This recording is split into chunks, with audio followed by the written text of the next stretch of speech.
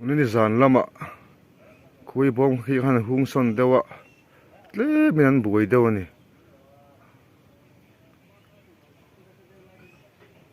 ramtla han chu ka aron let le tak khi an dik adigri hi han te fu lo chia chia zela an buai deuh hleka voi khata khian an lut ngal chat theilo khia bom bulvela khian han son deuh hlek khanin an buai ve thina voina pangai doin an om thei tur anga yang hei hi an laksa to ni a thani chura ting lo deuh hlek mai theia bom ni i ramaloi ve ven ni a in ramaloi hi kan lak tharte kan en lenga ni zan lama kan la a pathum ramaloi kan hona an tho to em an chuak to em en ting an om an buai em o ti te kha en le don ni lai lungchung ami hi ni zan ami kan hona ni aram hoi tangin an la tho lo nge non la chuak wak chi lo dewa helai tak khi khui bom hi far tu ani a ala ro lu tuk chi lo dewa mar su ram hoi han ta kha chuan an lo loi ve le mai a bom ro lo hi chu an du lo ve khop mai khui hian an chuak le mai zel ne chuak phe dan tum thin ni a pia lampang so en le chinang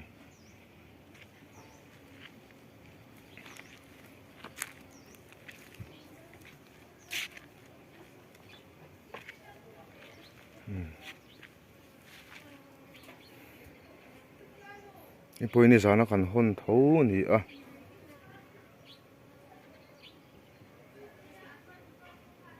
an la chu lu tuk chelo an buai deuh hrim hrim a an om hun hi kan sona wangin an la chuak chi lo ni hei po hi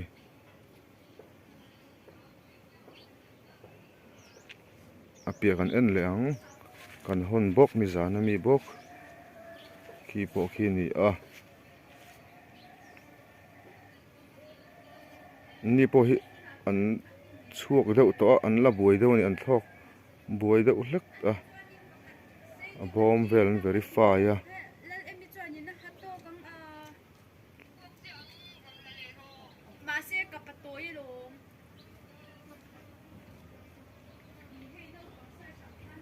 apia kan en le chinang khi chu kan nei sa ni an thlok buai to lo an ni khi chu lai bom thum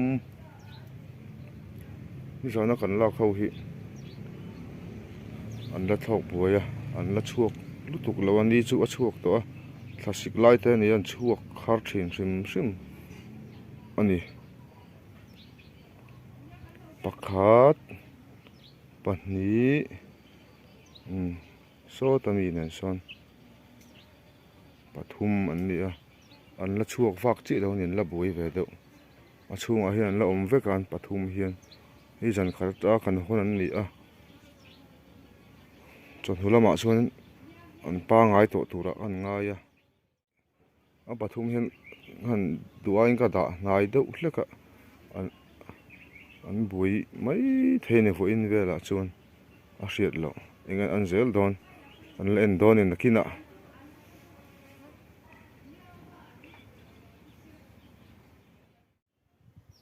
heng ho hi khuai bom siam an ni far tu a thing hi far tu ani a aro ma in ka siam ani awang tin ni sa pho ro a so a chong vek ani an da rum mai ni so ti son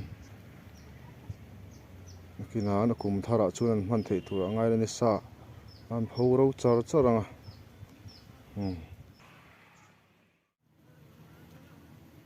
ol mandi kan la kho kha inge an ti an check le don ni tunah chuan an buai tawh lova an pa ngai tawh ni en phei zelang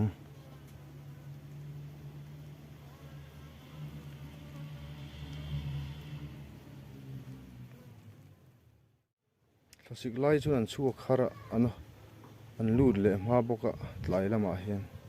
zing lamah hian an chhuak khar ve khawp mai dar kuah leh dar sawm tlai lamah hian dar thum vel bawrah an lut leh bawka an lo pa ngai vek tawh ni hale an zelang hen pawh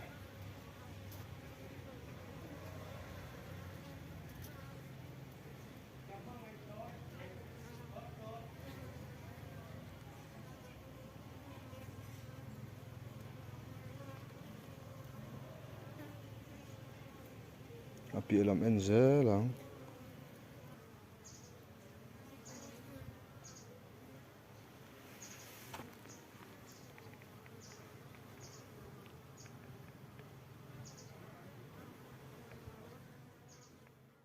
lamah hian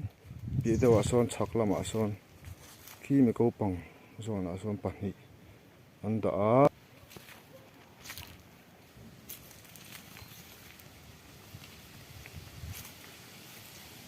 helai hi chhak lamah hi pahnih an dah leh bawk a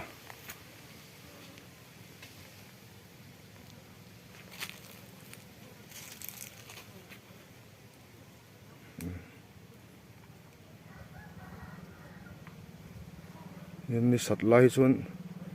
a lum deuh lai chuan an chhuak tha khawp mai a thlasik ah hi chuan an sawi ang khan zing karah hian an chhuak lo ang tluk a ni dar sawm a velah an chhuak a tlai lamah hian dar thum velah ni tlak hma si hi an rawn lut leh vek a tiang vel chuan December thla leh January thla chuan an awm kan ring dova khang kha a hma kan lak te ho kha an awm dan lo ni tawh ni